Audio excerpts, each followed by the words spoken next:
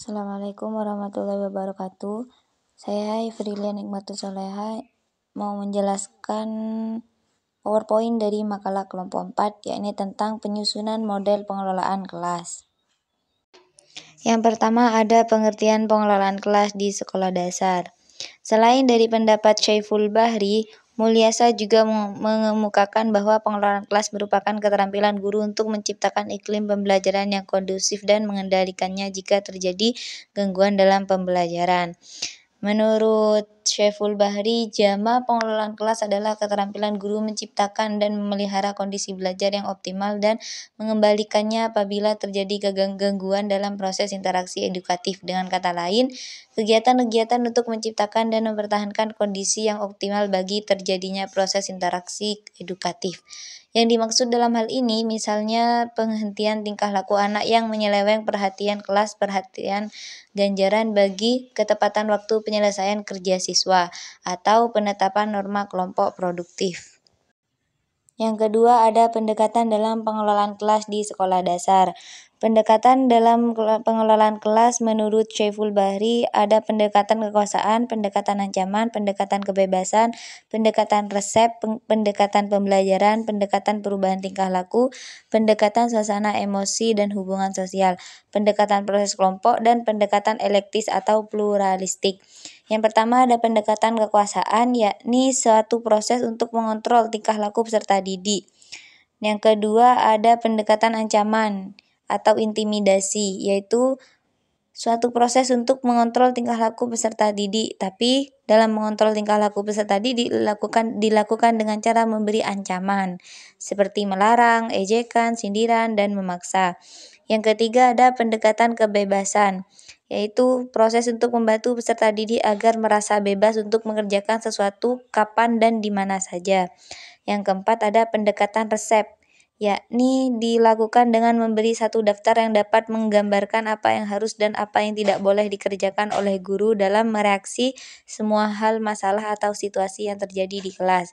Yang kelima ada pendekatan pembelajaran, atau suatu anggapan bahwa dalam suatu perencanaan dan pelaksanaan pembelajaran akan dapat mencegah munculnya masalah tingkah laku peserta didik dan memecahkan masalah itu bila tidak bisa dicegah. Yang keenam ada pendekatan perubahan tingkah laku, yakni sebagai satu proses untuk mengubah tingkah laku peserta didik dari yang kurang baik bisa menjadi baik. Yang ketujuh ada pendekatan suasana emosi atau hubungan sosial, yakni berdasarkan suasana perasaan dan suasana sosial di dalam kelas sebagai kelompok individu cenderung pada pandangan psikologi klinis dan konseling atau penyuluhan. Kemudian ada pendekatan proses kelompok, yakni membutuhkan kemampuan guru dalam menciptakan momentum yang dapat mendorong kelompok-kelompok di dalam kelas menjadi kelompok yang produktif. Yang terakhir ada pendekatan elektis dan pluralistik, yaitu menekankan pada potensialitas, kreativitas, dan inisiatif wali kelas dalam memilih berbagai pendekatan. Yang terakhir ada model-model pembelajaran, model-model pengelolaan kelas di sekolah dasar. Yaitu ada model humanistik, model demokratik, model behavioristik, dan model konstruktivis. Yang pertama ada model humanistik. Menurut Carl Rogers, model humanistik dalam pengelolaan kelas menekankan pada faktor keunikan setiap individu pembelajar.